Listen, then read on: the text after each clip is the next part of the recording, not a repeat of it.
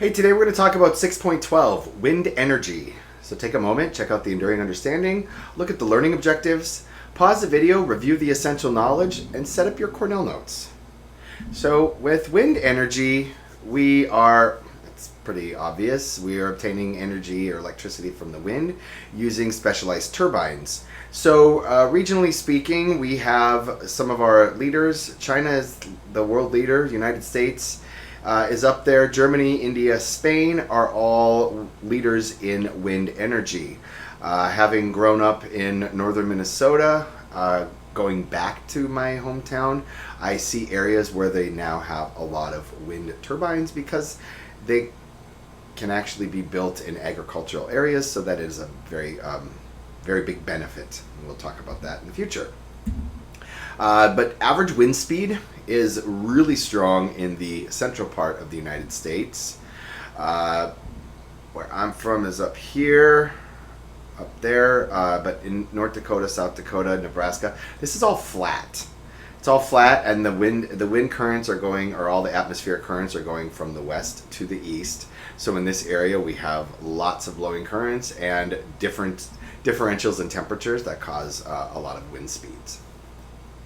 So these are areas where it would be beneficial. Also, coincidentally, this is areas where we have a lot of agriculture in the country as well. So a couple of things. It's the fastest growing source of electricity in the world, and it's gone from 10 gigawatts to 300 gigawatts over the last 25 years. And a lot of Scandinavian countries use wind energy. Denmark generates 26% of its electricity from wind. One of the reasons why it didn't show up on the map is just because it's such a small country that their output is not as high as a country like the United States or Canada or China. So the way it works is you have the wind blowing against these blades, much like a fan. And these blades, when they spin, you have a gearbox that's basically like a turbine. You're spinning that. The gears, so these blades turn really slow, but then as they turn slow, you have gears and gears and gears, which can make it the generator spin a lot faster. So as these blades are blowing in the wind, the gearbox is ramping up the speed, and the generator is spinning fast and producing electricity. So we're taking kinetic energy, movement, to the mechanical energy, and we're converting it to electrical energy. So the kinetic energy is just the movement of the wind, and then we're upping the speed with the mechanical energy, and then converting it to electrical energy in the generator. So onshore wind farms, just like they sound, they're on terrestrial areas, so they're on land, and you'll notice like a lot of times they're on one side of a mountain because you might have a lot of airflow like going over the mountains. You might have them in a flat agricultural area as well. So one of the benefits is it's cheaper to maintain and construct the onshore wind farm compared to an offshore wind farm. It can be close to the end user. I can have a turbine in my backyard, and I can get my energy from there, and I can also sell it to the grid if I'm like a farmer, for example. And you can connect it to the existing infrastructure, connect the wires, and transfer the electricity. Problem is there's less energy or electricity generated. So less megawatts will be generated compared to onshore wind farms. The wind speeds offshore are much, much, much faster. The other problem is with the difference in temperatures and the difference in the movement of the atmospheric currents, you have variable wind speed and variable wind direction. So an offshore wind farm are constructed off of the shore in the coastal areas. You have pretty efficient and higher wind speeds. So you're going to get, obviously going to get more electricity, but it's more expensive because you have to transfer that electricity through the wires. And when you move the electricity through, the longer the wires get, the wires are not 100% efficient. So you are going to lose some of that energy as you move farther and farther. You need transmission lines to get the electricity to the end user, and the cost of maintenance is incredibly high because you not only have to maintain the wind turbines, you have to protect them from any sort of storm surges or any sort of basically battery that they're getting from the water. They're getting beat up like with the waves crashing against them.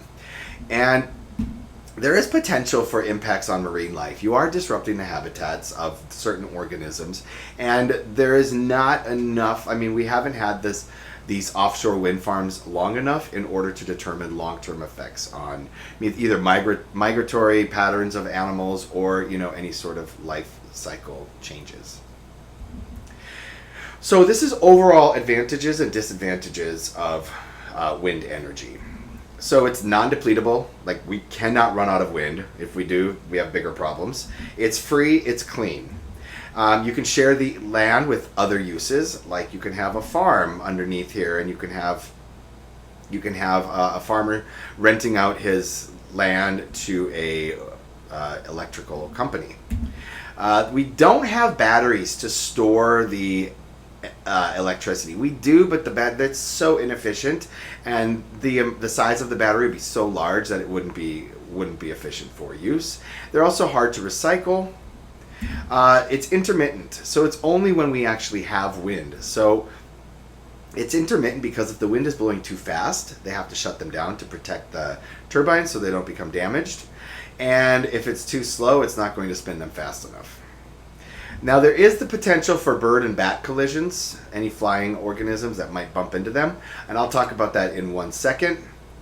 And people that live around wind turbines kind of complain of like hearing like a faint kind of like humming of the sound of the woo, woo, woo, woo, woo, these blades moving. Other people have issues with the aesthetics, and this is one of those NIMBY, NIMBY, not in my backyard.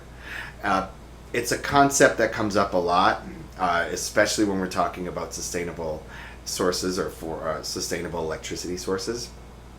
And I can complain all I want about fossil fuels and carbon dioxide, but then I see a wind turbine, I'm like, ew, that's ugly, I don't want that. Well, there's going to be some drawbacks to these sustainable energy sources. So if you can get over the way that they look, some people think they look beautiful. I think it looks kind of cool. I don't know, I didn't grow up around them. Wind turbines weren't built in my area until after I left. So, gave you a lot of information. However, a lot of people say, oh, wind turbines, they're going to kill birds. Well, yes, they could. However, cats kill far more birds globally. If you look, 1.8 billion birds are killed by cats. Relatively speaking, 328,000 birds are killed by wind turbines. So these are all of the other things that will kill birds. Birds are killed a lot by just falling or flying into a window. 600, almost 680 million almost. So birds getting hit by vehicles, that's 200 million. So the amount of birds getting hit by wind turbines, while it is still a possibility, statistically it is insignificant compared to the other ways that birds are killed. Now, if you said this on a free response question, you would still get credit for it because it does show up in the rubrics about a drawback to a wind turbine. So, for your free response question, I would like you to explain an environmental benefit a town might experience if it switches from a coal-fired power plant to a wind farm as its primary source of energy. So take a moment, construct your response. I look forward to reading them. Thank you for your attention. I will see you soon.